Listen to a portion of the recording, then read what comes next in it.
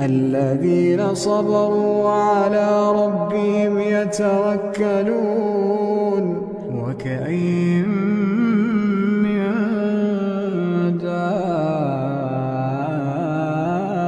دابة لا تحمل رزقها الله يرزقها وإياكم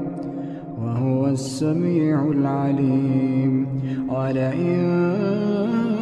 سألتهم من خلق السماوات والأرض وسخر الشمس والقمر ليقولن الله فأنى يؤفكون الله يبسط الرزق لمن يشاء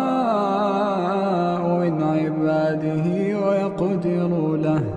إن الله بكل شيء عليم